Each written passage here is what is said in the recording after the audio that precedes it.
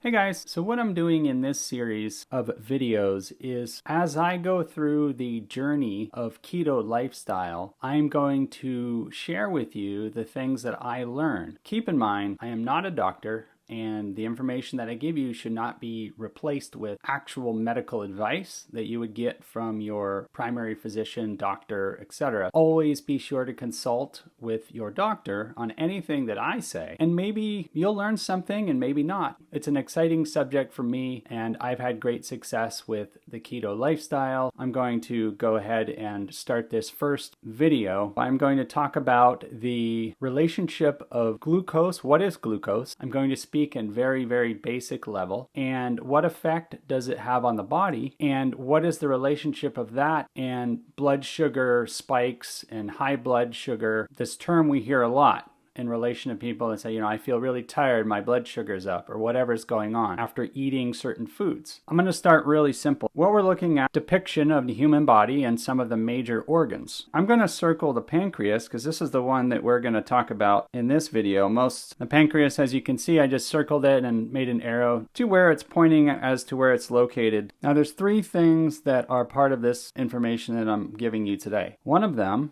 is glucose. Glucose is going to be marked in blue. I'm just going to call this glucose. And then green, and glucose is basically just a form of sugar that the body uses for energy. Green is going to be insulin. Okay?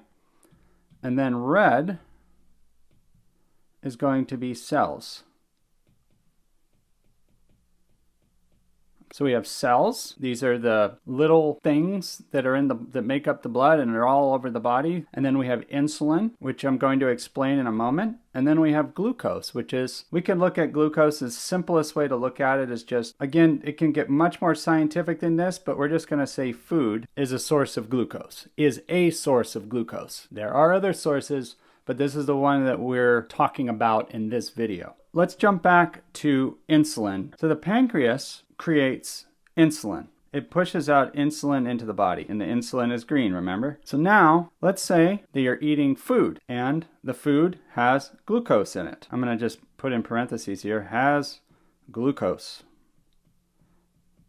So the food, whatever you're eating, let's say it's a candy bar, let's say it's Taco Bell, a hamburger, whatever it is, there's glucose coming into the body, which is this energy source for very simple words. Now, let's go ahead and put glucose into the body. Now, these are the little blue dots. So now you're eating food, and the blue dots are going into the body, and these are little glucose pieces. Now, I didn't do this in the best order because I'll explain to you in a second, but I'm just trying to demonstrate the different components that are part of the body and these three things. So now we have insulin and glucose in the body. Now, what about the cells? Of course, there's cells in the body too, so I'm going to make red dots.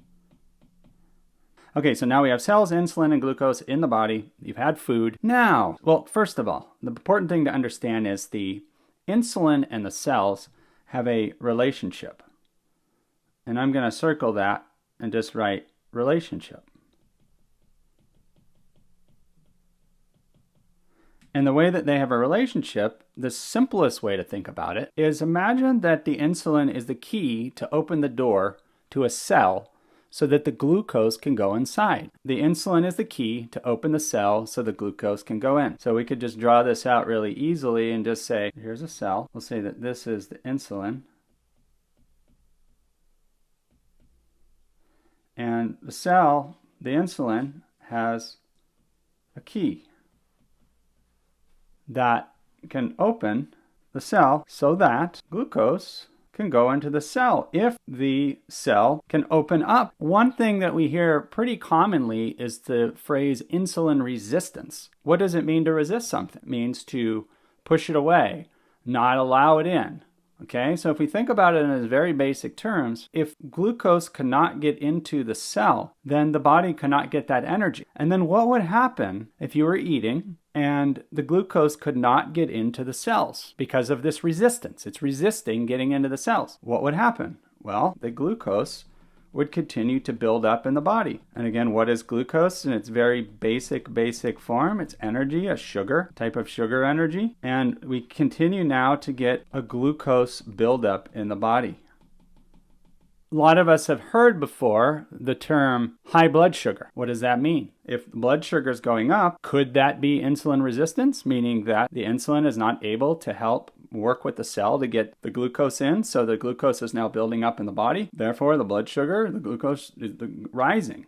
It's going up. You see? So that's the basic concept of glucose and in relationship to insulin and insulin resistance in the cells and these three components that work together. This is a very simplified explanation, but it is important to understand that the pancreas has a job in this and how they relate to each other and how they work together. It could be said that by consuming very high amounts of sugar and glucose over a long period of time can begin to just get overworked and overwhelmed and beat up. And what would happen in that case?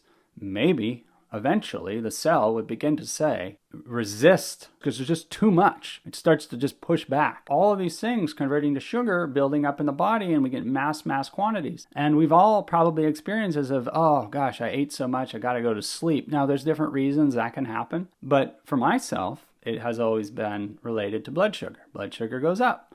I eat a bunch of big steak sandwich with bread and all this sauces and everything, and I just want to pass out afterwards. That, for me, as blood sugar going up and my body basically pushing back over many years of abuse in my younger ages of sugar and fast foods and all these products that have really high glucose, sugar, basically sugar, overwhelming and pushing the insulin and cells and beating them up and causing problems, creating this bad relationship between the insulin and the cells.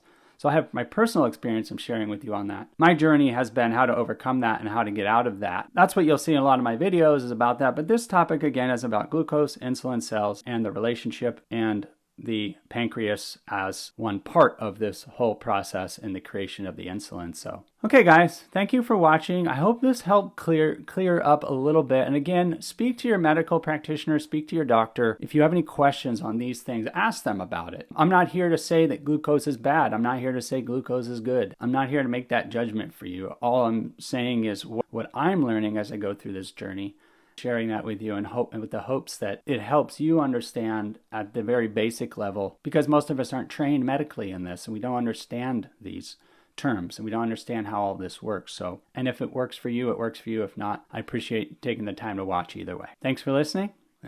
I'll be coming out with a series of additional videos on this exact subject in more detail and then more basics about this whole process, all the ways the body creates sugar and creates glucose in relation to proteins, amino acids as relates to proteins, and these different subjects. I'm going to be digging into all of that. So I hope you can join me on this journey as we go through. And I'd love to have any questions or anything that come up or any specific topic you'd like me to address in the same way visually so that maybe we can work together and understand some things better too. Thanks for watching, guys.